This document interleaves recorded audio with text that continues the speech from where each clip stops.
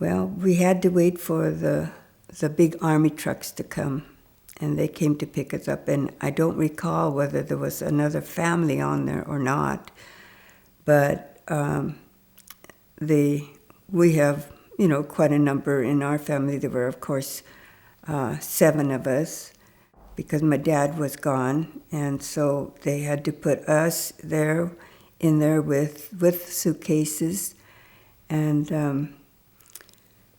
I just remember going to the dock, and at the time, I didn't realize it was the dock across from the Winslow dock, because you just know you're going to the ferry boat. And so we went over there, and of course, then you have all the rest of the Japanese people there, and all their luggage. And so we're just piled there with everybody else, and then waiting to go on the ferry. And of course, I should say, we were, when the trucks came by, of course, it's all soldiers, and so they came by with their guns, and they stand there at attention while we're doing that. And so that was another, I guess, scary moment for us, because we're standing there with all the military around us, as if that we had really done something bad, and so they were going to take us away. I didn't want to look at anybody I knew there, because I felt ashamed to be having to go away.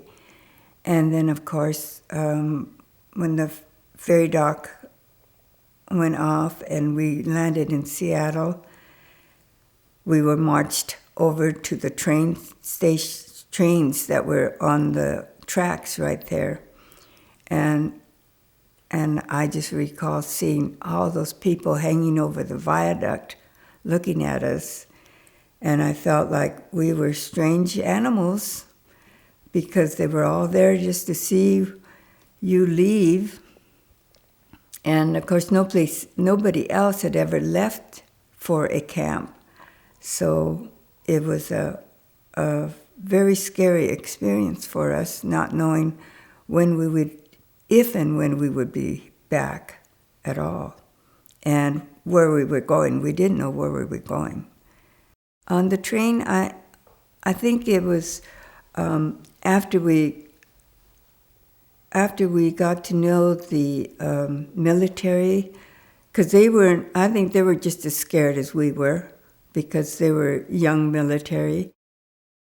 And then when everybody started just to play cards and things like that on the train, just to kill time, well, they would be there to watch, and they got to know the people better. So, and they were from New York, so they had the Brooklyn accent, which was very interesting. And but in the end, we all became good friends, because they knew that we were just ordinary people like they were, and they didn't know what to expect themselves, being that they came to take people away to be put into a camp. And so in the end, they were as sad as we were when we left them. But going down, at least we had sleeping quarters, so that was good for us. And of course, that was my first train ride, so that was something different. And but not knowing where we were going was again something that we were very afraid of, and not being able to look out to see the scenery too was something that we just figured we just have to look inside and not worry about what's outside.